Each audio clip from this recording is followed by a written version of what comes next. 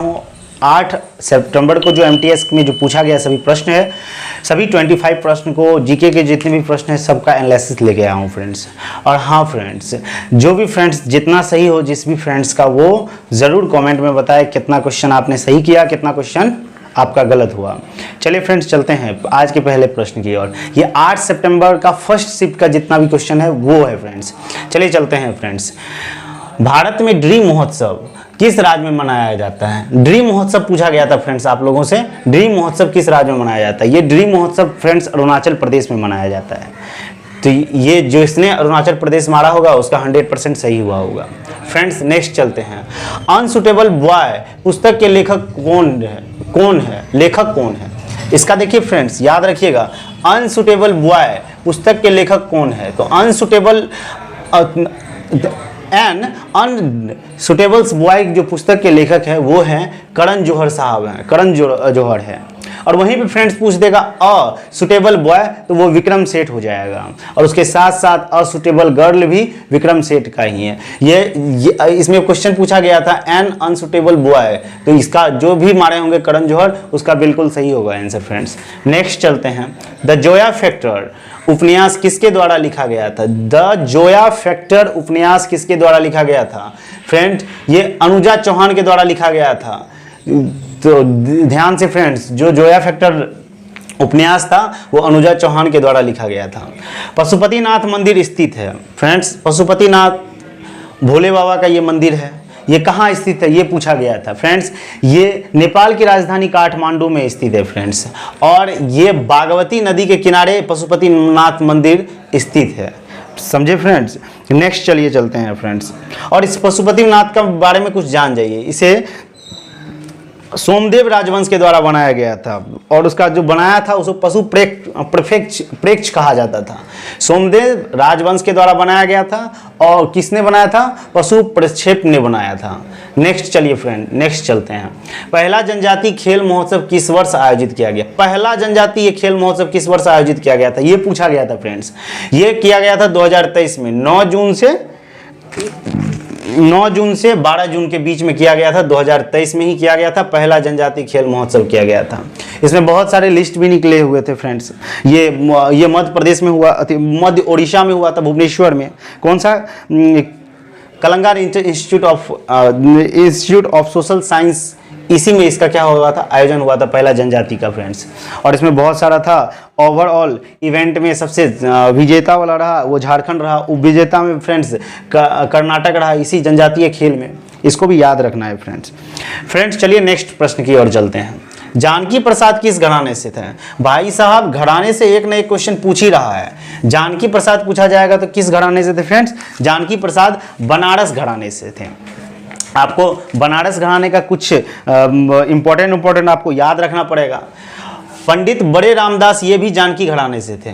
पंडित छोटे रामदास ये भी जानकी घराने से बनारस घराने से थे, समझ गए फ्रेंड्स। और उसके साथ साथ कौन कौन? पंडित महादेव प्रसाद मिश्र ये भी बनारस घराने से थे फ्रेंड्स।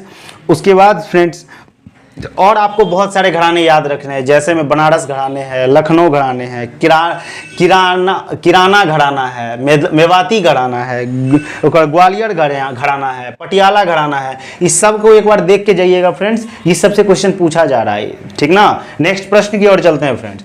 सांची स्तूप का निर्माण किसने करवाया था? सांची स्तूप का निर्माण अशोक ने करवाया था और ये 3री शताब्दी में ही करवाया था। और सांची का स्तूप है कहाँ फ्रेंड्स? ये मध्य प्रदेश में है। इतना चीज आपको याद रखना है। जो सांची के स्तूप में सम्राट अशोक मारे होंगे उसका बिल्कुल सही हुआ होगा फ्रेंड। नेक्स्ट चलते हैं। संगीत नाटक अकादमी पुरस्कार। देखिए ये क्वेश्चन पता नहीं क्या इसको एमटीएस को हो गया है, ये क्वेश्चन पूछे ही जा रहा है। हर एक शिफ्ट में एक न एक पूछा जा रहा है क्योंकि बहुत सारा नृत्य है, सभी में कुछ ना कुछ सभी को क्या दिया गया है? संगीत नाटक अकादमी पुरस्कार दिया गया है। नृत्य है, गायन शैली है और वाद्य यंत्र वगैरह सब पे भी दिया गया है साहित्य नाटक अकादमी अवार्ड। तो फ्रेंड्स इसमें पूछा गया था संगीत नाटक अकादमी अवार्ड 2023 में किसे नहीं मिला है? नहीं मिला है फ्रेंड्स, ये पूछा गया था आपसे। तो नहीं मिला है, उसमें ऑप्शन एक दिया हुआ था मीरा को नहीं मिला। बाकी आप सुन लीजिए, कुछ नृत्य के बारे में हम लिखे हैं। जैसे छाऊ नृत्य में मिला है किसको, भुवन कुमार को मिला है। कथक में मिला किसको, समा भट्ट को मिला है। कथकली में किसको मिला है फ्रेंड्स, IR पिल्लई को मिला है। कुचिपुड़ी में किसको मिला है फ्रेंड्स, एन शैलजा को मिला है। ये सब याद रखना है। मोहिनीअट्टम को भी याद रखना है। नीमा प्रसाद को मिला है ये मोहिनीअट्टम में। इतना चीज दो चार को याद रखिएगा फ्रेंड्स, और इजी रहेगा संगीत नाटक अकादमी को आप सिलेक्ट करने में फ्रेंड्स।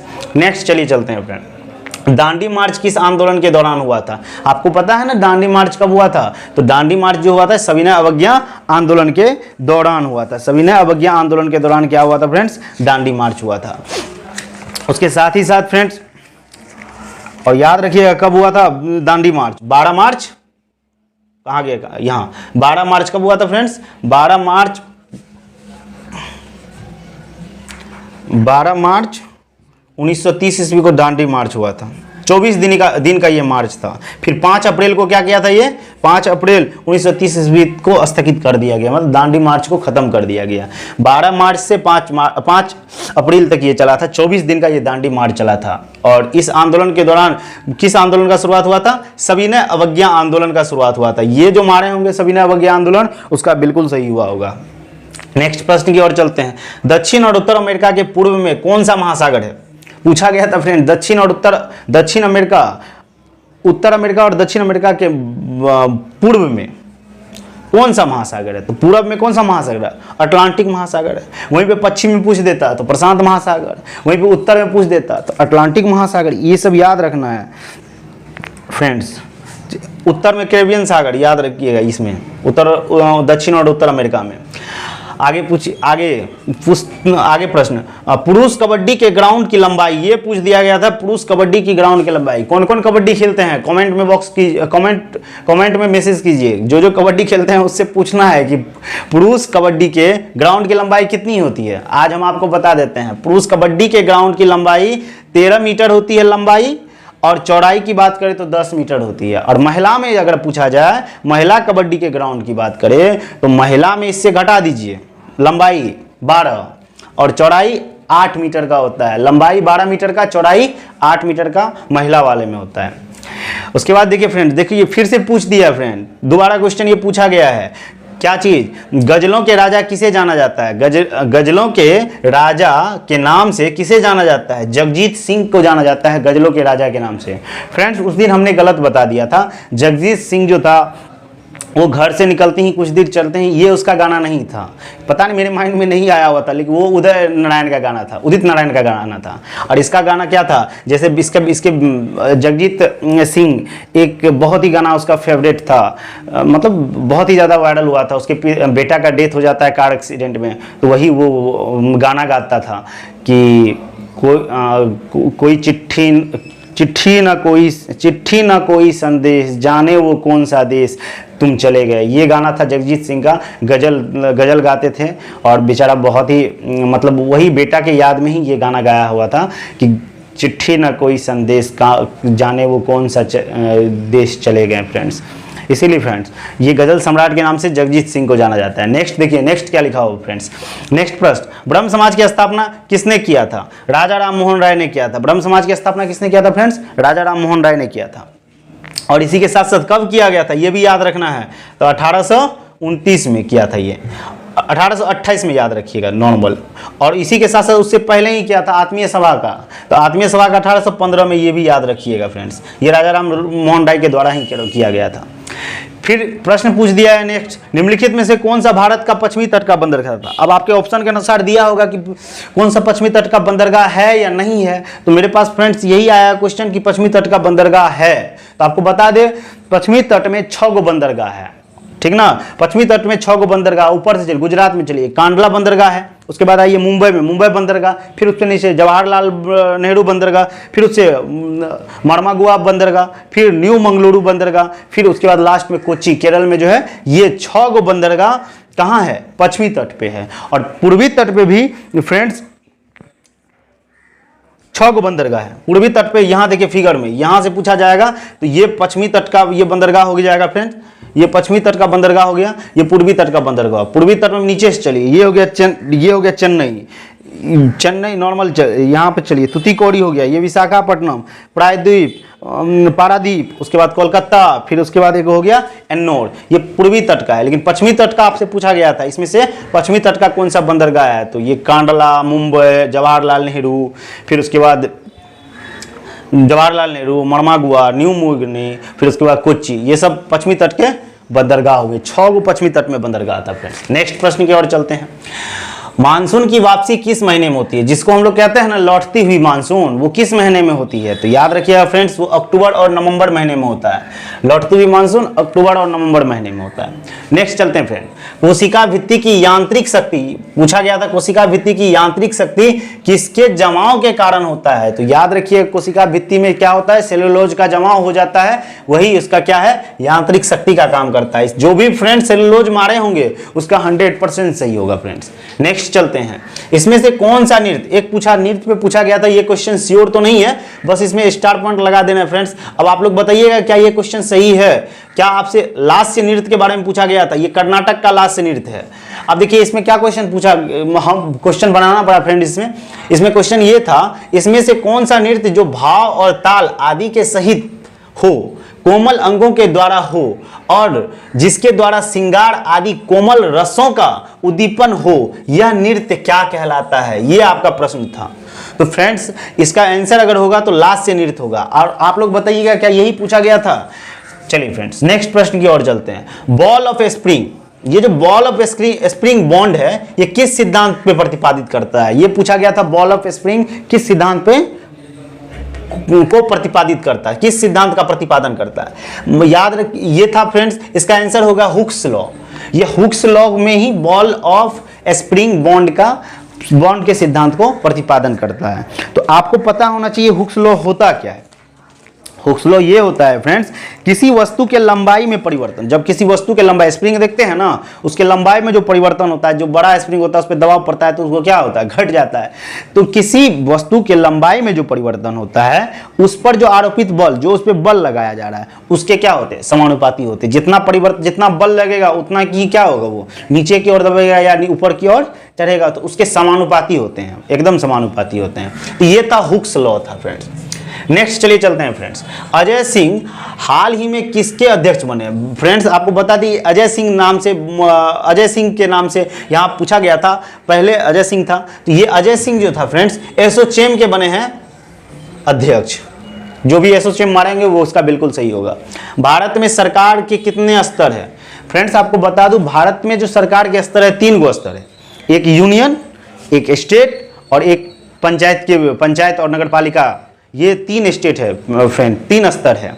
कौन कौन, केंद्र सरकार, राज्य सरकार और पंचायत और नगर पालिका। इतना चीज आपको याद रखना है फ्रेंड्स। अगर पूछा जाएगा भारत में प्रशासन के कितने स्तर है या सरकार के कितने स्तर है, तो याद रखिए 3 गो स्तर, प्रशासनिक स्तर दूसरा हो जाएगा फ्रेंड, तो याद रखिए इतना 3 स्तर। जो 3 स्तर मारेंगे पता नहीं आप इसमें से क्या चीज पूछ दिया गया था, इनमें से कोई नहीं या क्या। फिर उसके बाद आगे देखिए, निम्नलिखित में से कौन सा नीति निर्देशक सिद्धांत गांधीवादी पर आधारित है। फ्रेंड्स आप सभी को बताए हुए थे नीति निर्देशक सिद्धांत भाग 4 में है और ये अनुच्छेद 36 से लेकर 51 तक है। इसमें ये भी बताए थे आपको कि इसके वर्गीकरण अगर किया जाए तो वर्गीकरण 3 भागों में बांटा गया है, एक सामाजिक, एक गांधीवादी और एक उदारवादी, 3 भागों में वर्गीकरण किया गया है। जब आंतरिक वर्गीकरण की बात करें तो इसमें 5 भागों में बांटा गया है। पहला एक था समाजवादी था, आर्थिक समाजवादी था, दूसरा क्या था, प्रशासनिक न्याय और कानून था, तीसरा क्या था फ्रेंड्स, पर्यावरण था, चौथा उसके बाद क्या था फ्रेंड्स, स्मारक सुरक्षा था, और लास्ट में क्या था फ्रेंड्स, मतलब विदेश के साथ संबंध, विदेशीय संबंध। तो ये 5 को आंतरिक वर्गीकरण माना जाता है फ्रेंड्स। और इसके साथ साथ आपसे पूछ दिया गया था, अभी के प्रश्न में पूछा, गांधीवादी नीति निर्देशक सिद्धांत में वो कौन से आर्टिकल है जो गांधीवादी है। तो फ्रेंड्स आपके ऑप्शन के अनुसार आपने देखा होगा, लेकिन आपको बता देते हैं गांधीवादी आर्टिकल कौन कौन सा है, अनुच्छेद कौन कौन सा है। वो 40 आता है फ्रेंड्स। 40 में क्या होता है, पंचायतों का गठन। एक और आता है 43, इसमें क्या होता है, कुटीर उद्योगों का गठन। 43B, इसमें क्या होता है, SC ST और अत्यंत पिछड़ा जाति का विकास। 43 का B, 43 का B। फिर उसके बाद 47 का आ जाता है। 47 में फ्रेंड्स ये होता है नशे पे प्रतिबंध। नशे पे प्रतिबंध, और 48 में अगर फ्रेंड्स आपसे पूछा जाएगा तो गौ हत्या पे प्रतिबंध। मतलब ये सब जितने थे 40, 43, 43, 20, 47 और 48, ये सब गांधीवादी नीति सिद्धांत में आते हैं फ्रेंड्स। नेक्स्ट चलते हैं फ्रेंड नेक्स्ट प्रश्न की ओर। आपसे पूछ दिया गया था क्या चीज फ्रेंड, व्यक्तिगत आय की परिभाषा। व्यक्तिगत आय होता क्या है? तो फ्रेंड्स इसका डिफिनेशन लिखे हैं, किसी देश के निवासियों द्वारा सामूहिक रूप से निवास धन की राशि, जो सामूहिक रूप से निवास जो धन की राशि होती है उसी को हम क्या कहते हैं फ्रेंड्स, उसको हम कहते हैं व्यक्तिगत आय कहा जाता है। उसको क्या कहते हैं? व्यक्तिगत आय कहा जाता है। एक लास्ट क्वेश्चन था फ्रेंड्स जिसका आंसर हमको नहीं पता है, और आप लोग इसका क्या कीजिएगा, आंसर जरूर बताइएगा फ्रेंड्स।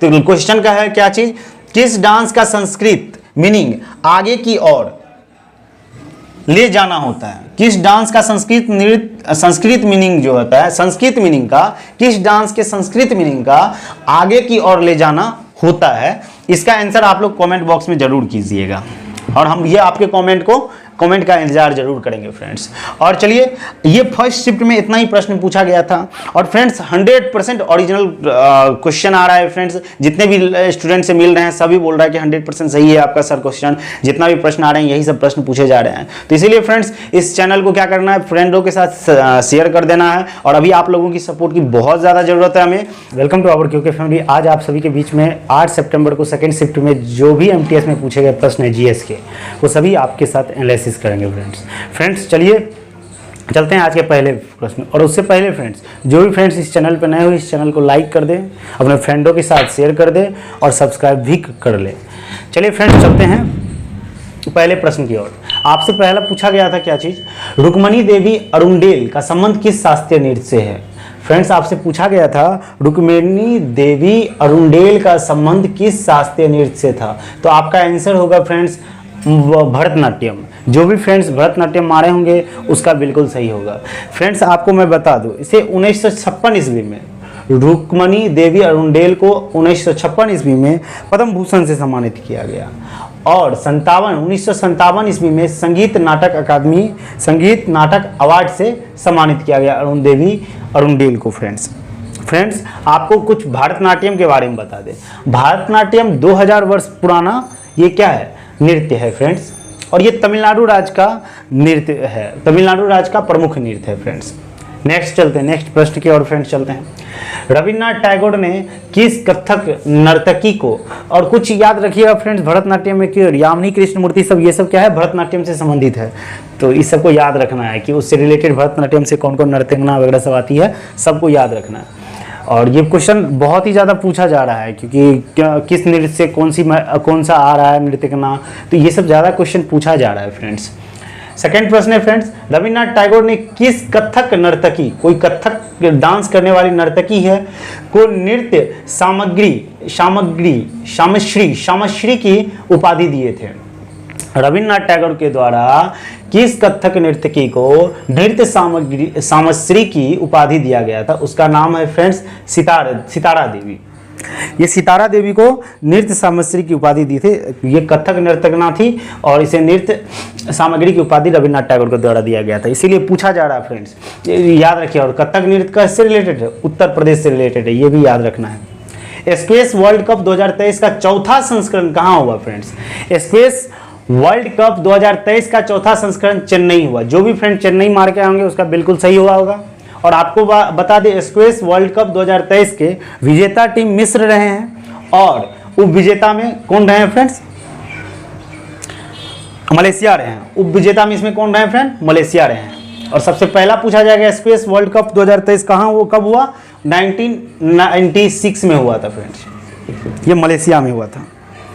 चलिए फ्रेंड नेक्स्ट चलते हैं प्रश्न की ओर। मन्ना डे पूछ ही दिया, मन्ना डे का संबंध किससे है फ्रेंड्स?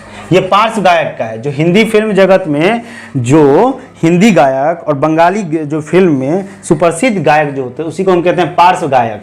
तो पार्श्व गायक जो मारे होंगे मन्ना डे के संबंध में, तो उसका बिल्कुल सही हुआ होगा फ्रेंड्स।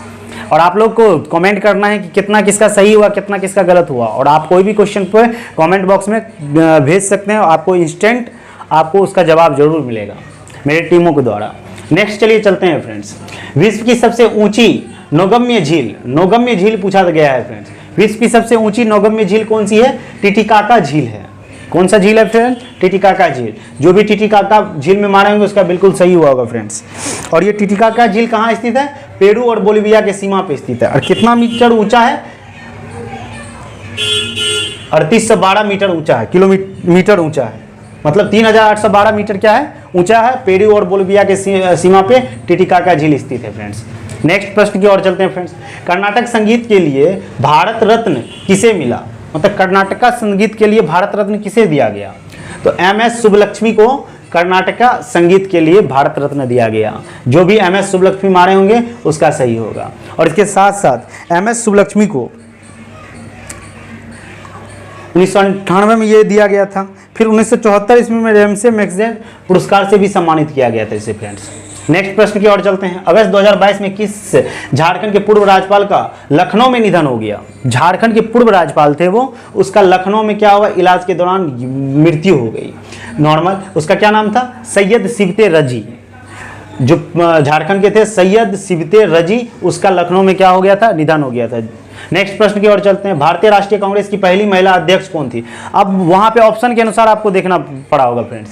या भारतीय राष्ट्रीय कांग्रेस की पहली महिला अध्यक्ष पूछा गया था तो एनी बेसेंट होगी। एनी बेसेंट अगर ऑप्शन में होगी तो सही बात है, नहीं तो सरोजिनी नायडू होगी तो सरोजिनी नायडू में ठीक करते हैं। अभी इसका आंसर और सही में एनी बेसेंट होगी। पहली महिला अध्यक्ष एनी बेसेंट ही थे फ्रेंड्स। और आपको ये रिमेंबर रखना है कि कांग्रेस का स्थापना कब हुआ? 1885 ईस्वी में। पहला इसके अध्यक्ष कौन थे? वेमेश चंद्र बनर्जी, WC बनर्जी थे। तो ये और एनी बेसेंट कब बनी थी? जाके 17 में जाके बनी थी। चलिए फ्रेंड्स नेक्स्ट चलते हैं। विंग्स ऑफ फायर किसकी आत्मकथा है? विंग्स ऑफ फायर बहुत बार पूछा गया, रिपीटेड क्वेश्चन है फ्रेंड्स, इसीलिए जितना भी एनालिसिस कराया जा रहा है उस सबको आप लोग क्या कीजिए, एक बार रिवीजन जरूर कीजिए, जाके जरूर देखिए। और विंग्स ऑफ फायर किसकी आत्मकथा है? APJ अब्दुल कलाम की आत्मकथा। और इसके साथ साथ अरुण तिवारी जो थे इसमें मदद किए हुए थे। इस बुक को लिखने में अरुण तिवारी क्या किए थे? मदद किए थे। अगर ये भी पूछ देगा विंग्स ऑफ फायर को सहायता, मतलब विंग्स ऑफ फायर पुस्तक लिखने में सहायक लेखक कौन थे? तो याद रखिए अरुण तिवारी थे फ्रेंड्स। और इसके साथ साथ APJ अब्दुल कलाम के बहुत ही ज़्यादा इंडिया 2020, फिर उसके बाद इग्निटेड इंडिया और 1 2 3 बुक का नाम है, इसीलिए याद रखना है। APJ अब्दुल कलाम के सभी बुकों को नाम याद रखना है।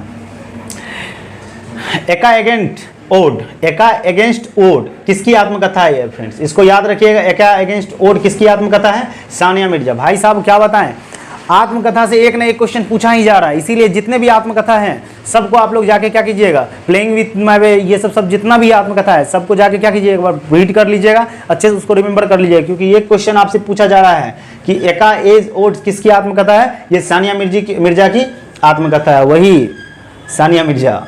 चलिए आगे देखिए। राठवानी घेरे होली के अवसर पर इस नृत्य को किया जाता है। राठवानी घेरे होली के अवसर पर इस नृत्य को किया जाता है, राठवानी घेरे। और ये किस राज्य का लोकप्रिय है, लोक नृत्य है? पूछा जाएगा राठवानी घेरे किस राज्य का लोक नृत्य है? तो फ्रेंड आपको याद रखना है गुजरात का लोक नृत्य है। तो ये गुजरात जो मारे होंगे उसका बिल्कुल सही हुआ होगा। राठवानी जो घेरे नृत्य है ये गुजरात राज्य से है। और गुजरात का पूछा जाएगा और सारा नृत्य, गरबा है।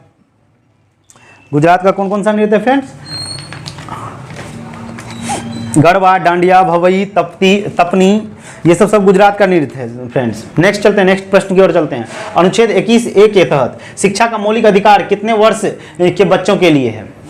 21A के तहत शिक्षा का मौलिक अधिकार, ये मौलिक अधिकार है। अगर आपसे पूछा जाएगा मौलिक अधिकार कितने भाग में, भाग 3 में आएगा। कहां से कहां तक? 13 से 35 तक ये मौलिक अधिकार है। और इसी के अंतर्गत 21A आता है। 21A में बच्चों का जो अधिकार है, बच्चों के लिए जो है 6 से 14 वर्ष के बच्चों के लिए शिक्षा के लिए मौलिक अधिकार यहाँ पे बताया गया है फ्रेंड्स। इसीलिए मौलिक अधिकार से भी जाके मौलिक अधिकार नीति नहीं दे सकता, तो ये सब एक बार जाके देख लीजिए, क्योंकि इससे ज़्यादा क्वेश्चन पूछा जा रहा है। 2011 की जनगणना के अनुसार सबसे कम पॉपुलेशन ग्रोथ किस केंद्र शासित प्रदेश का? सबसे कम पॉपुलेशन ग्रोथ अगर पूछा जाएगा केंद्र शासित प्रदेश में तो याद रखिएगा लक्षद्वीप का है। किसका है फ्रेंड्स? लक्षद्वीप का है फ्रेंड्स। उसके साथ साथ अगर राज्य पूछा जाएगा सबसे कम, तो राज्य पूछा जाएगा तो केरल का सबसे कम है। और लक्षद्वीप का कितना परसेंट है फ्रेंड्स? 6.30% इसका ग्रोथ रेट है। और राज्य में जब पूछा जाएगा किस राज्य का सबसे कम पॉपुलेशन ग्रोथ रेट है, तो केरल का बोलिएगा। केरल का कितना है? 4.91% है। और आपसे दशकीय वृद्धि, भारत का दशकीय वृद्धि अगर पूछा जाएगा तो ये भी आपको रिमेंबर रखना है। 17.72 2001 से 2020 में जो दशकीय वृद्धि हो रहा है, कितना % का एवरेज दशकीय वृद्धि हो रहा है, तो 17.72% का वृद्धि हो रहा है। इतना चीज आपको याद रखना है फ्रेंड्स। नेक्स्ट प्रश्न की ओर, काजीरंगा नेशनल पार्क किस राज्य में स्थित है? काजीरंगा नेशनल पार्क असम राज्य में स्थित है फ्रेंड्स। और ये काजीरंगा नेशनल पार्क जो है बहुत ही पुराना, असम का सबसे पुराना नेशनल पार्क है। और आपसे पूछा जाएगा असम के और नेशनल पार्क में, तो मानस है, नामेरी है, औरंग है, डिब्रू सैखोवा है और काजीरंगा है। ये सब असम के नेशनल पार्क हुए। यहीं पे काजीरंगा में ही एक सींग वाले गेंडा का साक्ष्य मिलता है। और एक सींग वाला गेंडा वाला पार्क किसको कहा जाता है? काजीरंगा को ही कहा जाता है। और इसको यूनेस्को में कब शामिल किया गया था? 1985 ईस्वी में इसको यूनेस्को में शामिल किया गया था। 1974 ईस्वी में इसे राष्ट्रीय उद्यान घोषित किया गया था। काजीरंगा नेशनल पार्क को 1974 में राष्ट्रीय उद्यान घोषित किया और 1985 में इसको यूनेस्को में शामिल किया गया था। नेक्स्ट प्रश्न की ओर चलते हैं। एक या एक से अधिक राज्यों का राज्यपाल हो सकता है, यह किस अनुच्छेद में वर्णित है? राज्यपाल से रिलेटेड किस अनुच्छेद में वर्णित है फ्रेंड्स? याद रखिएगा, ये आर्टिकल 153 में वर्णित है। एक या एक से अधिक राज्यों का राज्यपाल हो सकता है, यह किस अनुच्छेद में वर्णित है? आर्टिकल 153 में वर्णित है फ्रेंड्स। नेक्स्ट प्रश्न की ओर चलते हैं। स्वर्ण जयंती शहरी योजना को कब शुरू किया गया? ये आपका प्रश्न पूछा गया था। स्वर्ण जयंती शहरी योजना कब शुरू किया गया था? ये स्वर्ण जयंती शहरी योजना 1 दिसंबर 1997 ईस्वी, जो 1997 में ऑप्शन में दिया है वही आंसर होगा फ्रेंड्स। 1997 होगा स्वर्ण जयंती शहरी योजना।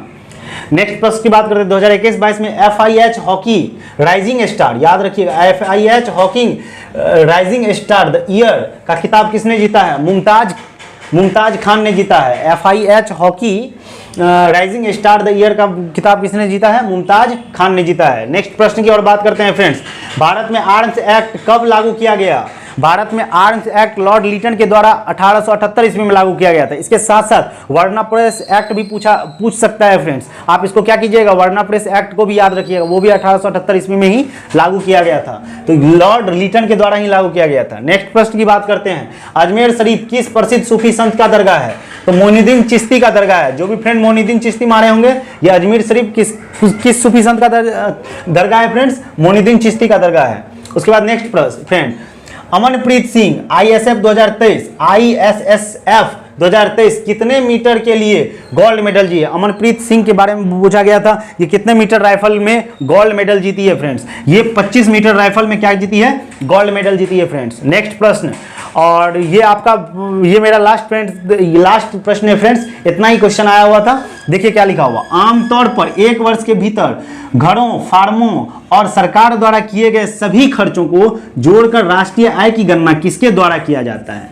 पूछा जाता, सभी खर्चों को जोड़कर राष्ट्रीय आय की गणना किसके द्वारा किया जाता है फ्रेंड्स? तो याद रखिए, व्यय विधि या एक्सपेंडिचर मेथड के द्वारा इसका क्या किया जाता है फ्रेंड्स? गणना किया जाता है। इतना ही प्रश्न मेरे पास शिफ्ट में आया था। अगर आपको कोई और प्रश्न याद आ रहा होगा तो कमेंट में जरूर बताइएगा। दूसरे सेशन आज आप सभी के बीच लेके आया हूँ 8 सितंबर का जो 3rd शिफ्ट में जितने भी प्रश्न पूछे गए थे जीके में, वो सभी आपके बीच लेके आया हूँ फ्रेंड्स। चलिए चलते हैं आज के पहले प्रश्न की ओर फ्रेंड्स। पहला प्रश्न है, खेलो इंडिया विंटर गेम। खेलो इंडिया विंटर गेम की शुरुआत कब हुई थी? सबसे पहले खेलो इंडिया विंटर गेम की शुरुआत कब हुई थी? आई होप कि आप लोग ने सही मारा होगा। 2020 में खेलो इंडिया विंटर गेम की शुरुआत हुई थी। अभी तक में 2020, 2021, 2022 मतलब तीनों जगह गुलमर्गा ही इसका क्या रहा है? आयोजन हुआ। गुलमर्गा में ही आयोजन हुआ है। और तीनों में विजेता कौन रहे? विंटर्स गेम में तीनों में विजेता जम्मू कश्मीर रहा है। तो इतना चीज़ खेलो इंडिया विंटर गेम्स के बारे में आपको पता रहना चाहिए। आपको पता है खेलो इंडिया के द्वारा 3 गेम करवाया जाता है। खेलो इंडिया विंटर गेम, खेलो इंडिया यूथ गेम और खेलो इंडिया यूनिवर्सिटी गेम करवाया जाता है। तो आपसे अगर इसी के जगह पे खेलो इंडिया विंटर गेम के जगह पे पूछ अगर देगा खेलो इंडिया यूथ गेम कब स्टार्ट किया गया, तो याद रखिएगा खेलो इंडिया यूथ गेम जो है 2018 में स्टार्ट किया गया। कहाँ पे आयोजन इसका किया गया? दिल्ली में आयोजन किया गया। इतना चीज़ आपको याद रखना है। फिर यूनिवर्सिटी गेम के बारे में पूछा जाए तो वो पंजाब यूनिवर्सिटी में इसका आयोजन किया गया। यूनिवर्सिटी गेम में खेलो इंडिया के द्वारा 3 गेम फ्रेंड्स आप लोग को याद रखना। खेलो इंडिया के द्वारा 3 गेम, खेलो इंडिया यूथ गेम, खेलो इंडिया यूनिवर्सिटी गेम, खेलो इंडिया यही विंटर गेम्स, ये तीनों याद रखिएगा फ्रेंड्स। नेक्स्ट प्रश्न की ओर चलते हैं। 2018-2019 में रबर की खेती का उत्पादन सर्वाधिक किस राज्य में हुआ था? फ्रेंड्स आपको बता दूं 2018 और 2019 में रबर की खेती का सबसे ज़्यादा उत्पादन केरल राज्य में हुआ था फ्रेंड्स। इतना चीज़ आपको पता रहना चाहिए फ्रेंड्स। और आपको बता दें रबर से रिलेटेड कुछ, रबर बहुत ही ज़्यादा मुलायम होता है, इसको कठोर बनाने के लिए इसमें सल्फर मिलाया जाता है फ्रेंड्स। और उसके साथ साथ ये केरल में सर्वाधिक मात्रा में, सर्वाधिक में इसमें पाया जाता है फ्रेंड्स। उसके बाद नेक्स्ट प्रश्न की ओर चलते हैं फ्रेंड्स।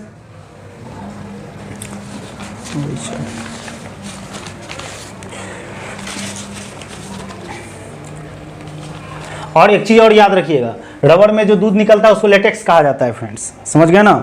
और रबर का मुख्यालय भी याद रखिएगा, रबर का मुख्यालय कहाँ है, कोट्टायम है फ्रेंड्स। नेक्स्ट प्रश्न की ओर चलते हैं। खुदाई खिदमतगाह के संस्थापक कौन थे? खुदाई खिदमतगाह के संस्थापक थे खान अब्दुल गफ्फार खान थे। खुदाई खिदमतगाह के संस्थापक कौन थे? खान अब्दुल गफ्फार खान थे फ्रेंड्स। इन्हें भारत का सीमांत गांधी भी कहा जाता है, खान अब्दुल गफ्फार खान का, ये भी याद रखिएगा फ्रेंड्स। और पूछ भी सकता है भारत का सीमांत गांधी किसे कहा जाता है? खान अब्दुल गफ्फार खान को कहा जाता है। ये फारसी भाषा का शब्द है। ये खुदाई खिदमतगाह कौन सा भाषा का शब्द है फ्रेंड्स? फारसी भाषा का शब्द है। इसका मतलब क्या होता है? ईश्वर की सेवा। खुदाई खिदमतगाह फारसी भाषा का शब्द है, इसका मतलब होता है ईश्वर की सेवा। और खुदाई खिदमतगाह की स्थापना किसने किया था? खान अब्दुल गफ्फार खान। इतना सारी एक चीज आपको याद रखना है फ्रेंड्स। और इसके साथ साथ यही प्रश्न आपका पूछा गया था फ्रेंड्स। नेक्स्ट प्रश्न कर रहे हैं, रानी मछिया, ये रिपीटेड क्वेश्चन है फ्रेंड्स। रानी मछिया को पद्मश्री कब मिला था? रानी मछिया को पद्मश्री 2023 में मिला था। आप बैक सेशन का जितना भी रिविजन करवाया गया, एनालिसिस करवाया, उसको जाके देखिए। रानी मछिया को पद्मश्री कब मिला? 2023 में जाके मिला है फ्रेंड्स। नेक्स्ट प्रश्न की ओर चलते हैं।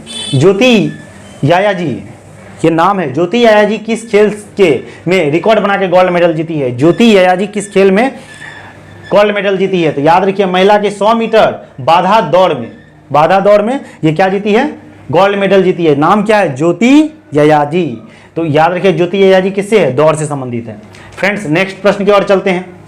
सोलंकी त्योहार पूछा गया था या लोसांग त्योहार पूछा गया था? इस दोनों में कंफ्यूज है फ्रेंड्स, बट आप लोग के लिए दोनों लेके आ गए हैं। सोलंकी त्योहार कहाँ मनाया जाता है? ये अरुणाचल प्रदेश में मनाया जाता है सोलंकी त्योहार। आप लोग जरूर बताइएगा सोलंकी पूछा गया था कि लोसांग पूछा गया था। अब चलिए, लोसांग त्योहार किस राज्य में मनाया जाता है? ये सिक्किम में मनाया जाता है। लोसांग त्योहार कहाँ मनाया जाता है फ्रेंड्स? सिक्किम में मनाया जाता है। 1951 ईस्वी में एशिया गेम कहाँ हुआ था? 1951 ईस्वी में एशिया का गेम दिल्ली में हुआ था फ्रेंड्स। ये भी याद रखिएगा, 1951 में एशिया का गेम कहाँ हुआ था? दिल्ली में हुआ था फ्रेंड्स। और फिर से अगर पूछा जाएगा दोबारा खेल कब हुआ था एशिया वाला? 1982 ईस्वी में दोबारा खेल हुआ था फ्रेंड्स। 1982 ईस्वी में दोबारा खेल हुआ था, ये भी याद रखिएगा फ्रेंड। और अभी जो 2022 में एशिया का खेल 2022 कहाँ होने वाला है? ये चीन में होने वाला है, इसको भी याद रखना है फ्रेंड्स। चलिए नेक्स्ट प्रश्न की ओर चलते हैं। आपका अगला प्रश्न है, कथक नृत्य की उत्पत्ति किस शब्द से हुई है? ये क्वेश्चन पूछा गया था, कथक नृत्य से उत्पत्ति किस शब्द से हुआ है? कथक नृत्य का जो उत्पत्ति हुआ है वो कथा शब्द से हुआ है फ्रेंड्स, इसको भी याद रखना है। अगले प्रश्न की ओर चलते हैं। काल वैसाखी क्या है और किस राज्य में आता है? याद रखिए काल वैसाखी जो है ये क्या है? यह अप्रैल माह में तेज प्री मानसून, मतलब तेजी बारिश के साथ बहुत ज्यादा आंधी तूफान आता है फ्रेंड्स। यहाँ पे तेज बारिश के तेज प्री मानसून वर्षा है फ्रेंड्स। और ये अधिकतर बंगाल राज्य आता तो है, बंगाल झारखंड ये सब में आता है फ्रेंड्स। बंगाल झारखंड बिहार उड़ीसा सब में आता है, लेकिन अगर राज्य पूछा जाएगा प्रॉपर ढंग से तो वो बंगाल होगा फ्रेंड्स। इतना याद रखिएगा फ्रेंड्स। और साथ ही साथ आपका ये प्रश्न पूछा गया था। नेक्स्ट प्रश्न की ओर चलते हैं फ्रेंड्स। देखिए ये पूछ दिया, क्योंकि पिछले सेशन में हमने सेकंड शिफ्ट में मैंने बताया था कि इसमें कौन, मतलब ये असुटेबल बॉय के लेखक कौन है? तो असुटेबल बॉय के लेखक जो है वो विक्रम सेठ होगा फ्रेंड्स। और पिछले मतलब शिफ्ट में पूछा गया था अनसुटेबल बॉय के लेखक कौन है? तो वो करण जौहर आंसर होगा फ्रेंड्स। और इसके साथ साथ याद रखिएगा सुटेबल गर्ल भी अगर पूछा जाएगा तो विक्रम सेठ ही होगा फ्रेंड्स। नेक्स्ट प्रश्न की ओर चलते हैं फ्रेंड्स। मेरे देश की धरती सोना उगले उगले हीरे मोती, ये गीत को कौन गाया था? ये क्वेश्चन पूछा गया है। मेरे देश की धरती सोना उगले उगले गीत को कौन गाया था? तो इसका आंसर होगा फ्रेंड्स महेंद्र कपूर होगा। इसके साथ साथ ए मेरे वतन के लोगों, इसको गाई तो थी लता मंगेशकर, स्वर्गीय लता मंगेशकर, क्योंकि वो अब नहीं रही, तो लता मंगेशकर के द्वारा ये मेरे वतन के लोगों गाई गई थी। लेकिन इसके कवि कौन थे? इसके कवि थे प्रदीप कवि था। फिर उसके साथ साथ ये भी याद रखिएगा दांडी मार्च के दौरान जो वो एक गाना गाया गया था, रघुपति राघव राजा राम पतित पावन सीताराम, ये सब जो था ये गाना, ये जो कवि मतलब गाना था वो किसने गाया था? याद रखिए इसके लेखक थे विष्णु दिगंबर पुलस्कर। रघुपति राघव राजा राम पतित पावन सीताराम, रघुपति राघव, ये था, ये इसका था विष्णु दिगंबर पुलस्कर था। नेक्स्ट प्रश्न की ओर चलते हैं फ्रेंड्स। कौन से सागर में भूमध्य सागर स्थित है? पूछा गया था कौन से सागर में भूमध्य सागर स्थित है, तो अटलांटिक सागर, अटलांटिक महासागर में भूमध्य सागर स्थित है।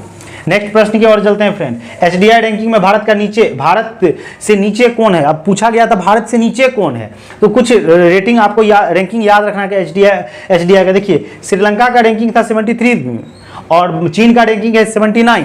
अपने पड़ोसी देश देख लीजिए। बांग्लादेश का रैंकिंग है 129, उसमें से पाकिस्तान का रैंकिंग हमसे नीचे है 161। पाकिस्तान और नेपाल, ये दोनों का रैंकिंग हमसे नीचे है फ्रेंड्स। नेक्स्ट प्रश्न की ओर चलते हैं फ्रेंड्स। राज्य विधानसभा में अधिकतम 2 बैठकों के बीच अंतर कितनी होती है? मतलब राज्य विधानसभा का जो बैठक होता है उसके बीच का अंतर कितना होता है फ्रेंड्स? 6 माह का होता है। वही जो संसद का संयुक्त जो बैठक किया जाता है उसका मैक्सिमम जो होता है वो कितने माह का होता है? 6 माह का ही होता है फ्रेंड्स। नेक्स्ट प्रश्न की ओर चलते हैं फ्रेंड। सरकारी बजट क्या है? आपसे पूछा गया है सरकारी बजट क्या है, तो याद रखिएगा किसी भी देश के सरकार के एक वित्तीय वर्ष में प्रस्तावित व्यय और व्यय का लेखा जोखा ही क्या कहलाता है? सरकारी बजट। समझ में आया? सरकारी बजट किसी भी देश के एक वर्ष के वित्तीय व्यय और व्यय का जो लेखा जोखा होता है उसी को हम क्या कहते हैं? सरकारी बजट कहा जाता है। इतना आप लोगों को पता है फ्रेंड्स।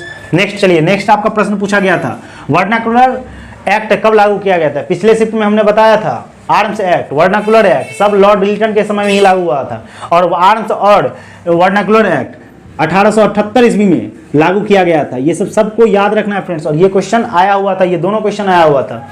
चलिए नेक्स्ट प्रश्न की ओर चलते हैं। सिंधु घाटी के विशाल स्नानगृह कहाँ पाया गया है? सिंधु घाटी में सबसे विशाल स्नानगृह कहाँ पाया गया है फ्रेंड्स? वो पाया गया है मोहनजोदड़ो में पाया गया है। सिंधु घाटी सभ्यता से एक बार पढ़ लीजिएगा। सिंधु घाटी सभ्यता से एक क्वेश्चन पूछा जा रहा है, मतलब तीनों शिफ्ट में से कहीं ना कहीं एक शिफ्ट में सिंधु घाटी सभ्यता से पूछा जा रहा है फ्रेंड्स। 1820 ईस्वी में किस वैज्ञानिक ने विद्युत और चुंबकीय के ऊपर रिलेशन स्थापित कर नियम प्रस्तुत किया था? मतलब विद्युत और चुंबक के बीच में रिलेशन स्थापित कर वो नियम प्रस्तुत किया था। उसका नाम था क्रिश्चियन आर्स्टेड। उसका नाम क्या था फ्रेंड? क्रिश्चियन आर्स्टेड। 1820 ईस्वी में इसको किया था। इसलिए जो भी फ्रेंड क्रिश्चियन आर्स्टेड को टिक मारे होंगे उसका बिल्कुल सही हुआ होगा। नेक्स्ट प्रश्न की ओर चलते हैं। तमिलनाडु के किन 2 जातियों को SC/ST सूची में शामिल किया गया है? याद रखिएगा 2 जाति, आपको पहले मतलब एनालिसिस में ही बता दिया गया था कि जनजाति एक्ट 2022 आया गया है, तो उसमें कौन कौन से राज्य? उत्तर प्रदेश, कर्नाटक, तमिलनाडु, ये सब राज्य में क्या हुआ है? थोड़ी सी चेंज हुई है, मतलब किसको ST सूची में रखा गया है। तो इसमें तमिलनाडु राज्य में 2 ऐसे जातियां हैं जिसको ST सूची में, SC और ST सूची में रखा गया है। पहला जातीय है नाड़ी कोरबन इसका नाम है पहला जाति का। एक का नाम है कुरीविकोरम। एक नाड़ी कोरबन और कुरीविकरम, ये 2 जनजाति है जिसको ST सूची में शामिल किया गया है। फ्रेंड्स आगे पढ़ते हैं। देखिए फिर से repeated question friends. Wings of fire के लेखक कौन है? विंग्स ऑफ फायर के लेखक APJ अब्दुल कलाम है फ्रेंड्स। तो इसीलिए APJ अब्दुल कलाम के जितने भी बुक हैं उसको सबको एक बार ध्यान से पढ़ लीजिए, याद रखिएगा। एक बार बोल देते हैं APJ अब्दुल कलाम का बुक इंडियन 2020, इग्निटेड माइंड, और एक था इंस्पिरेशनल स्पिरिट था। इस सबको आप लोग क्या कीजिएगा, एक बार पढ़ लीजिएगा फ्रेंड्स।